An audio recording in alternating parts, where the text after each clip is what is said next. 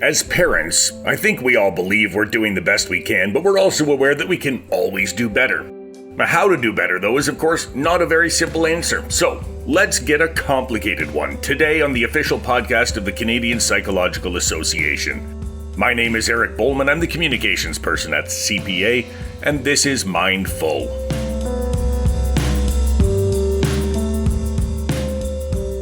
How do psychologists look at parenting and parenting styles? And is there one style that tends to work better than others? Of course, every child is different and every parent is different, and what might be right for you may not be right for some. Those are just the facts of life. So, we called on an expert to help us unpack some of this today. My name is Christina Rinaldi, and I'm a professor in the School and Clinical Child Psychology program at the University of Alberta and the College of Social Sciences and Humanities. And I'm also a practicing psychologist. I call myself a child psychologist because I work with children and adolescents and their families, and that's what I research. I also supervise students who are training to be psychologists. The reason that we ended up connecting with one another was because we had a media request that was asking about the difference between authoritarian and authoritative parenting styles being one of your areas of expertise. And I remember thinking when I got the request and having spoken to you a little bit subsequent to that I've always thought of parenting styles as being something like personality traits, right?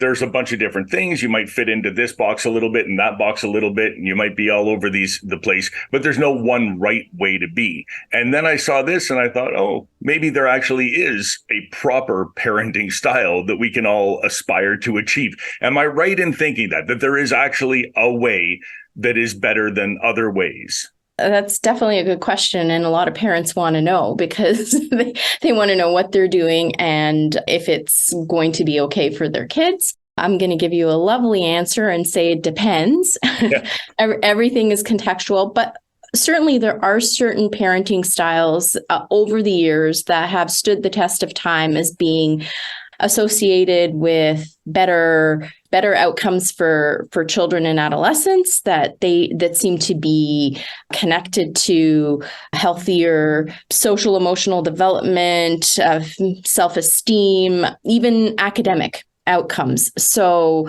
there seems to be nice associations between more responsive and a clear communication and parents who also set clear boundaries for their children. So I'm kind of summarizing generalizations overall. Large studies over time have consistently found this, right?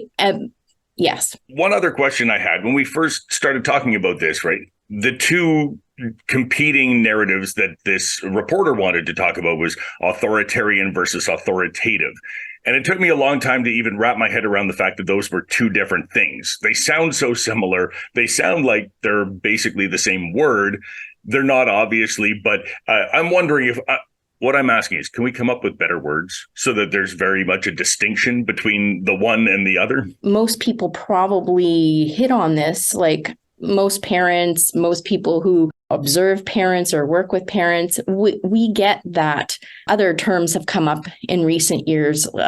We hear helicopter parents, we hear all sorts of bulldozer. These aren't the official ones, but we've heard other types of parenting styles become very popular in popular culture and media. We hear that because they're buzz terms, but with authoritative and authoritarian, again, I'm going to use what the original theorists or researchers, this is like decades old, but what they were really looking at is how responsive and how demanding, and I'll try to even simplify that further. So our parents basically attend to their children's needs, listen, are present, are warm. That's what responsiveness kind of gets at. And in authoritative, which I kind of rhyme with positive, even though that's one way for me to think about it, they are responsive. They are listening to the children's needs and demands. They understand their kids and are pretty child-centered in that way. They also, though, however, set clear. So what is demandingness? Demandingness doesn't necessarily sound like a great thing, but if if we understand how the terms were originally conceptualized, it really meant setting some structure and boundaries and having clear expectations. And that if parents do that, then they are both responsive and have some expectations, and they would say high on demandingness, then they would be categorized loosely or fall into the authoritative parenting style. Now, if they're I'm going to give the contrast to authoritarian. Authoritarian is not traditionally warm, responsive in that way. In other words, they tend to be in, I suppose, a stereotypical way, cold or non-responsive, or don't necessarily want to engage in a back and forth or a justification or negotiation or understanding their child's needs in that way, the way this was studied or the way this was conceptualized. And they also have high expectations and set these strict boundaries. And so when parents are very driven on their own needs and their own objectives, when they do have these maybe strict rules and maybe even punishment, and there's only a one-way kind of communication and it's not interactive or reciprocal in any way, we would qualify that as an authoritarian parenting style. You said this is decades old, this notion of the two different styles and this sort of contrasting styles, I guess. Has that changed over the years in the sense, like, do parents tend to behave differently now than they did, say, 3 decades ago, thanks to what they now know from pop culture or from, psychologists like yourself putting out some of this information? Or are parents essentially the same as they were in 1970 and we treat our kids the same way? Generation X and the boomers are not as far apart as we think. Well, some people would say, why bother still studying parenting? Don't we know everything we need to know? But, we keep evolving and changing, and our social contexts get more complex. There's technology. There's other kinds of things that come up that perhaps parents of a different generation didn't have to deal with. And so we can't say that parenting is static necessarily, or that it wouldn't be, it wouldn't change. And so, yes, I didn't talk about the different, using the same kind of parameters of demandingness and warmth or responsiveness. There are 2 other styles and dimensions that those original researchers also came up with, and it was uninvolved or neglectful. And then the other one is permissive, which is also the third. If really there are 4, but those 3, authoritarian, authoritative, and permissiveness, seem to get the most attention. And parents have changed over time. While my research hasn't looked at decades old research, what we have found is that maybe generations ago, authoritarian would have been more, let's say, globally accepted, especially in a Western North American kind of context. But we see that has changed. So, and we see a lot of debate actually in public kind of forums and discourse about, parents not wanting to impose any structure or limits or boundaries, or the opposite, parents over-involved in their children's lives and not giving them any freedom with respect to maybe choice of things that they are participating in. Do they have free play, or are they overscheduled? Things like that are really interesting because those things have changed. People do say, oh, we don't let our children play anymore the same way that we used to. Let them ride bikes down the street, come back later on. I'm not saying that I advocate for that. There's a lot of discussion about that, but that was on average, people's experiences of childhood, which is a very different experience today. So to answer your question, yes, parents do report today having different kinds of styles and approaches to their parenting.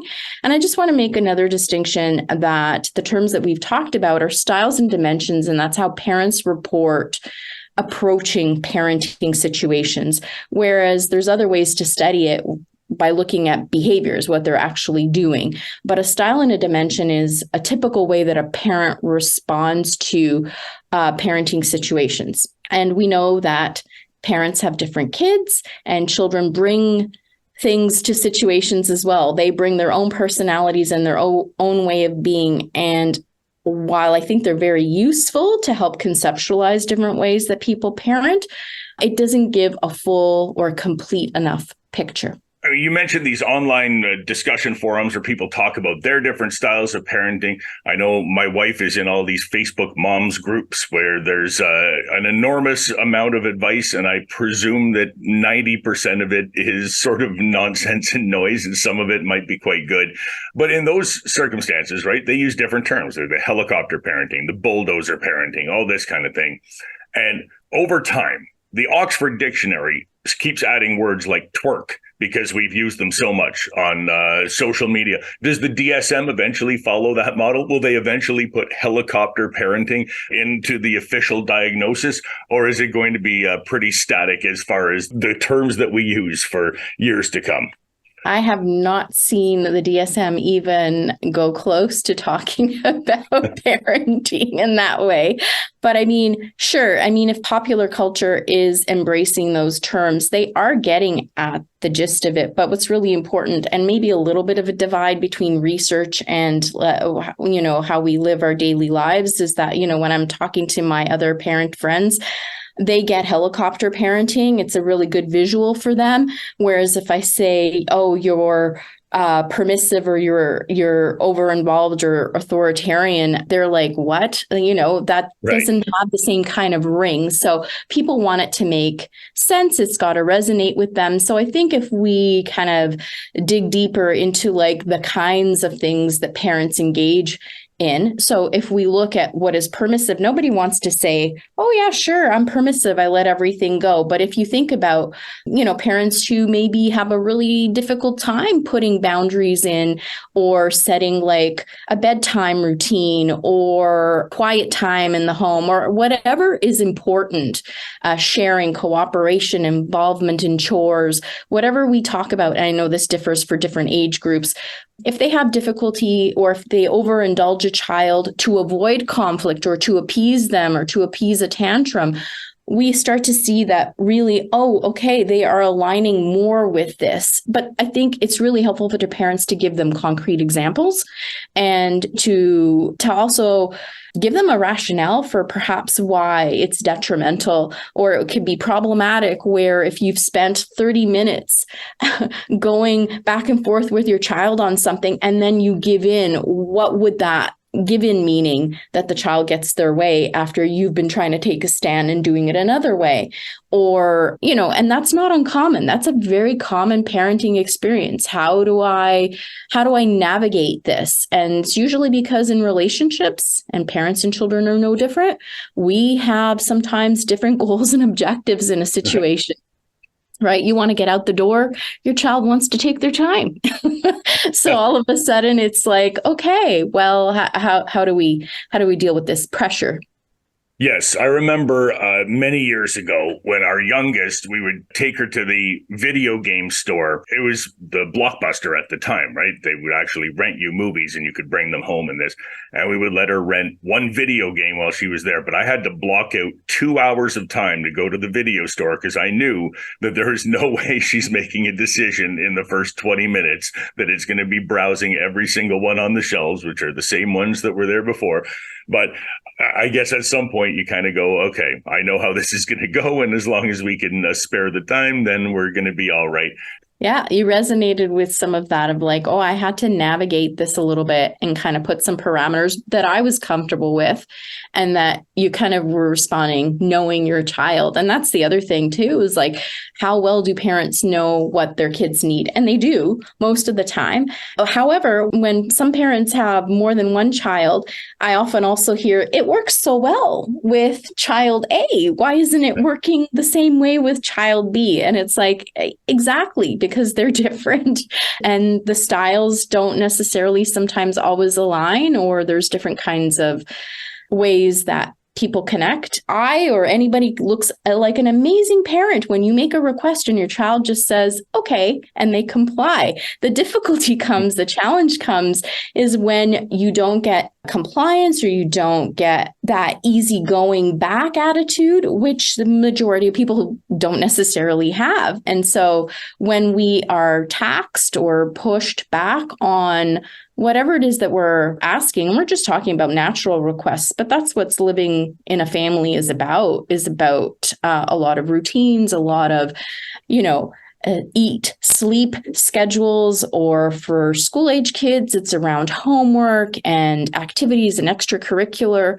And all of a sudden you have these children's time schedules, parent time schedules, and all of a sudden you see some of these parenting styles and dimensions come into play in a real way. If I'm a parent and I'm listening to this right now and I'm thinking, I'd like to know what style I use. I like to know how am I doing as a parent and where can I improve? Is there some way for a parent to just go online and check in on that in a way that's not going to feed them a pile of disinformation? Well, there's lots of lovely studies they could participate in. Even here at the University of Alberta, I'm conducting studies with parents about their parenting styles and with preschoolers all the way to adolescents. And so that's one way to get, information. And by participating, they can get general findings and information. And think about when they do fill out questionnaires or interviews or do questions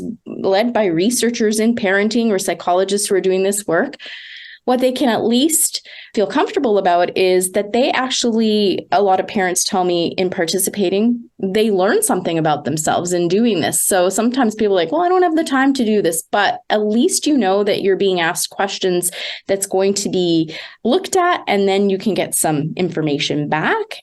And they also find answering the questions very informative. Online, it's a little trickier. It's not that it can't be found, but it is a little trickier to make sure, especially I'm leery about the quizzes that will automatically put you in a category, because it is complex. It's simple in some ways and it's complex in other ways. So I wouldn't want parents to just go there, think they have a label, and then that's it, because rarely are we one thing. Yes. So I said we're one or another, but context really matters. And I think that's another important piece for parents to think about, even if they do see that they gravitate towards a particular style or way of being, or that they have certain kinds of values that comes into it as well.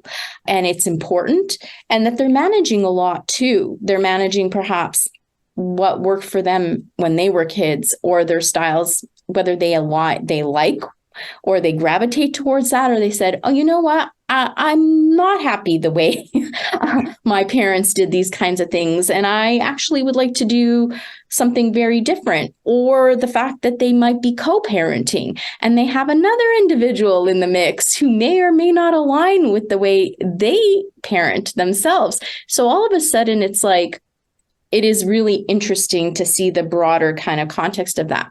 But there are places that they can go to find out a little bit more. There's great resources out there for parents. And I'd encourage them, I'm sorry, it's a shameless plug, but I would encourage them to engage in parenting research, because that's how we learn about them, create good resources for them, and they can learn a little bit about themselves as well. Now, I like that you mentioned being wary of online quizzes, because I get that, right? You take an online parenting quiz and it'll tell you have the parenting style of an albino honey badger, and you'll go, okay, well, neat. I guess that's it. So yes, I think almost all of those quizzes must be taken for entertainment purposes only and not much more. But you did mention that, when people are thinking about the way their parents were parenting them and they don't necessarily want to do some of the same things the same way, how much does your own parents' style inform the style that you end up using with your own children? Do people push back against it and tend to be different with their own children, or do they tend to follow the same pattern? Do we know? Like I said, they can fall into those two camps. But the thing is, they've also have spent a lifetime observing and learning and seeing that in practice. So some might easily fall back to what they've seen or know, unbeknownst to them. until they're reflective of or see maybe kind of the styles, or like, why is a rule?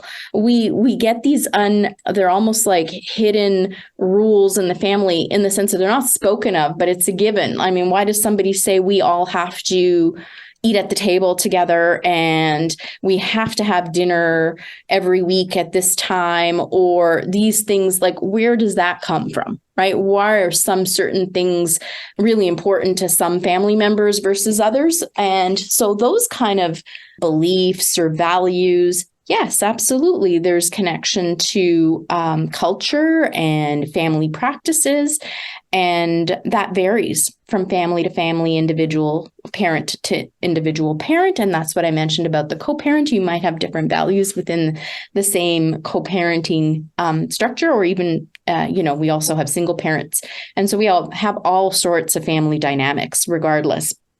So that is something that does come up. But with respect to whether they tend to gravitate to that, I'm not sure that they are aware of that until they maybe think about it. Well, like, why am I engaging this? Often as parents, we are busy in the doing. We are just parenting, reacting, hopefully proactive sometimes in thinking about it. But when we get to that level, that's when we might be thinking, like, why is this important to me? Why am I stuck on this component? But again, we tend to compare very often with a little narrow lens of like, when I was growing up. We are the best storytellers of our own lives. Right. We're like, when I was growing up, this is. And so if we tend to fall in that, we're applying that lens to parenting sometimes. But school has changed. Society has changed. So it's really interesting if we don't have exposure to lots of other kids or lots of other children, which a lot of parents don't. They reflect back to, when I was a teen, when I was a kid, this is what happened, and our faulty memory at that. Right. And that's sort of something that I wanted to touch on, right? I feel like we are not reliable narrators of our own previous life, right? Of our own childhood and our own parents, right? Because there's so much time has passed and we sort of look back on things with either rose-colored glasses or the opposite. And then, and you see people saying, well, when I was a kid, we, stood up in the back of pickup trucks and drank out of the hose and jumped off cliffs, and we are fine. So now kids are terrible or something, right? You go, we didn't have car seats. Should we go back to that? I don't think so. Right. Like, I'm not sure that's something to be celebrated. Like, we have learned things in the interim that probably keep all of us a little safer, right? And so, and I'm wondering if you have a sense of sort of how accurate that is, right? This notion that kids today are entitled because parents are helicopter parents and do everything for them and that sort of thing. Is that even accurate? I feel like it's something that could have been said by every previous generation over the course of human history, but kids today, Well, yes, that is a very common repetitive theme. If you talk to grandparents, they'll say the same thing. So every generation is appalled.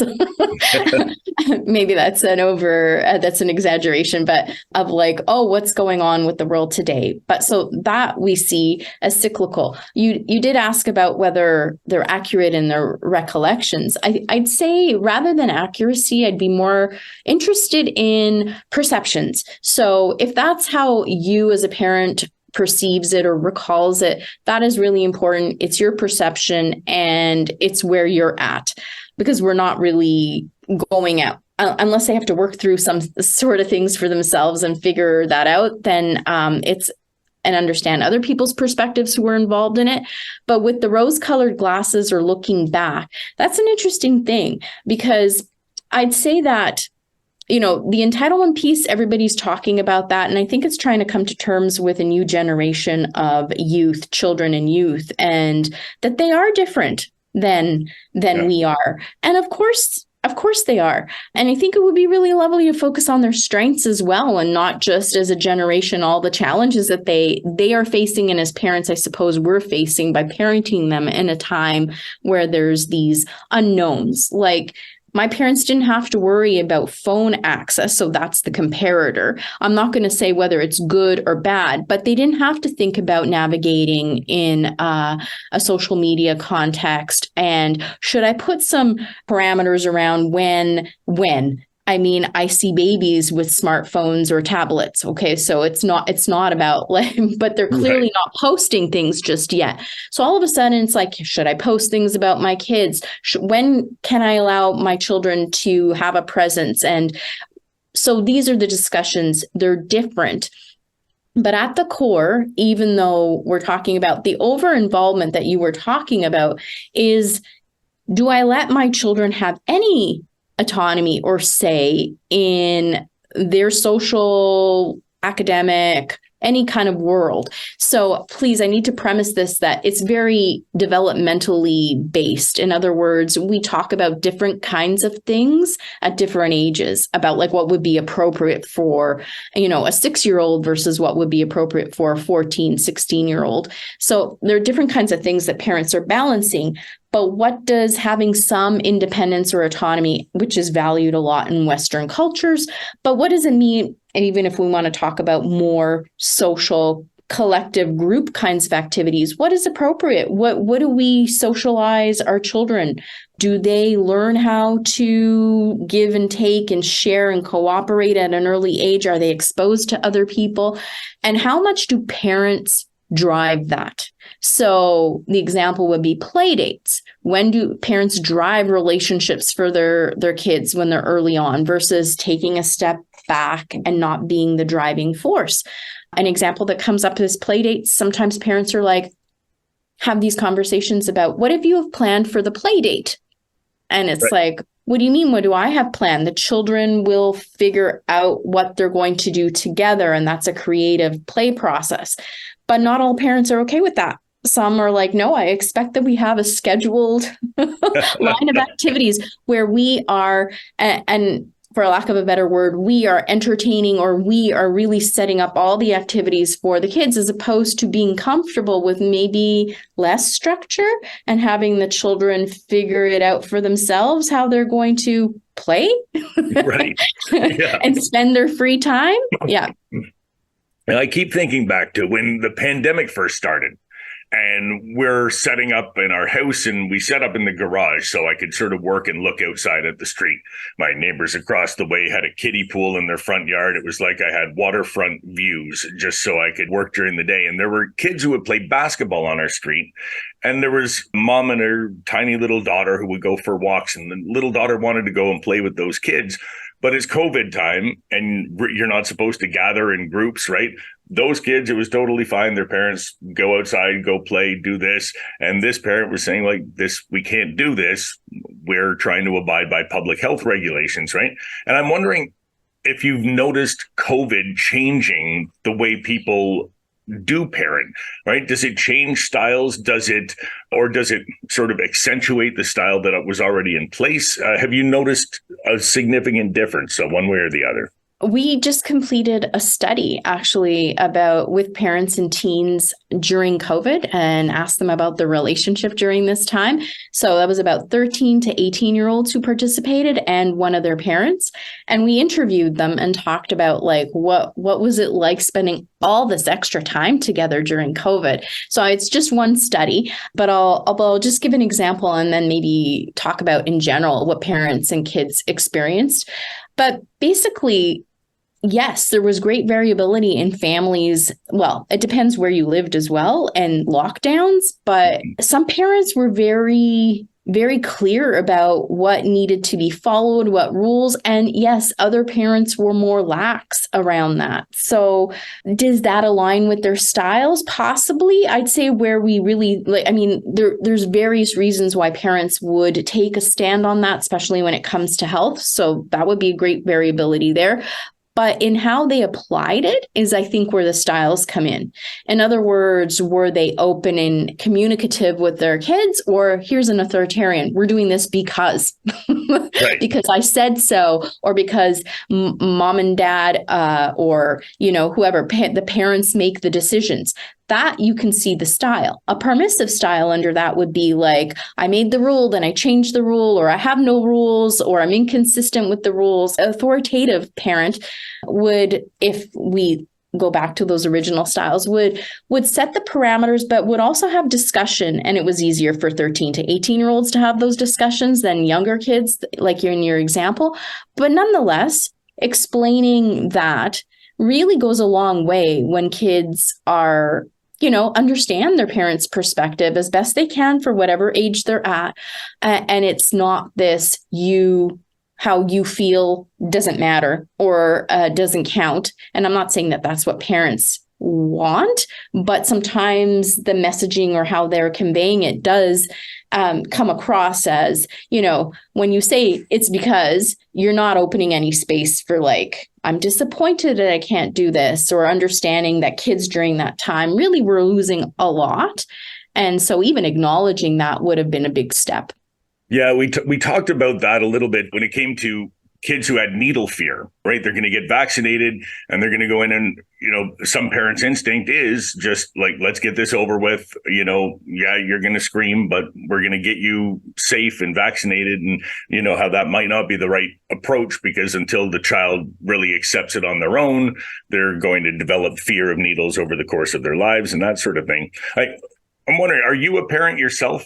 And if so, does this play in your head all the time? Are you always thinking when you're home with your kids, like, oh, I know what I'm doing this time, No, isn't it great when you're a parent and you know the literature, like the studies and all that information, and which gives me more empathy for other parents, because it's like I kind of have an idea of what would be great, but sometimes, it doesn't mean there's no such thing as a perfect parent.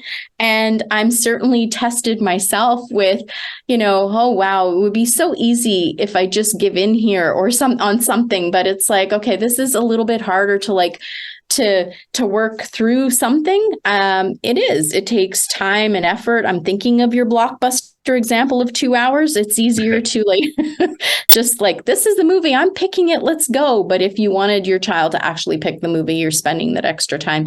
So sure, I'm thinking about that. A lot of the times I'm hopefully most of the time I think and plan, but it's difficult. And depending on which stage my children were at, we had different challenges at different times. And in my own parenting experience, I've had the pleasure, I suppose, of having very different temperament, personality in my kids. So I really have had to be able to shift my approaches, and responsiveness can even look different with different kids, what they need. Like you mentioned with your example, some kids are totally fine with a little talk and being prepped for something that's going to happen. Or I'm even thinking about, like, I often get asked, how do we prepare kids for starting kindergarten or for the first day of junior high, or when these transitions in life, or going to summer camp or something new in their life. Mm-hmm. I often get asked, how do we prepare? And there are certain ways to help prepare kids, but not all kids respond or need the same level of preparation or a slow kind of integration into school, versus others need a little bit more time. Others are like, hi, and they're introducing, and they're the ones dragging their parents in. So I mean, right. It really does vary. So yeah, that's kind of neat. I mean, obviously, I'm not bored. This is so fascinating to me.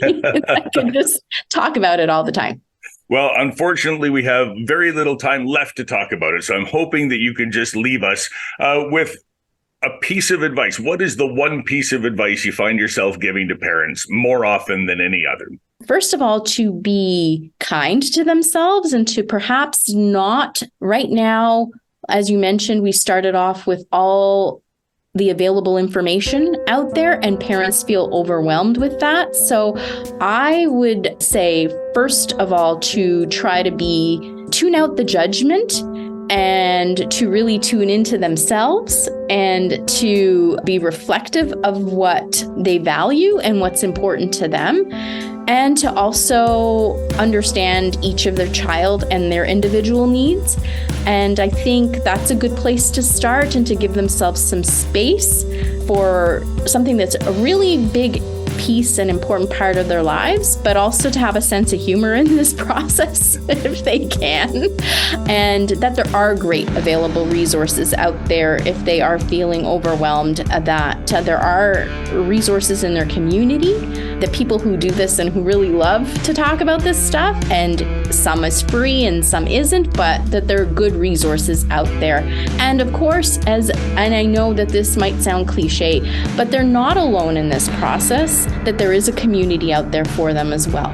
Terrific. I will add one more thing, which is stay away from BuzzFeed quizzes.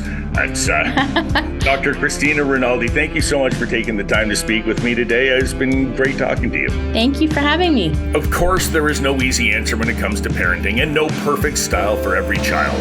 So, as Dr. Rinaldi says, be kind to yourself.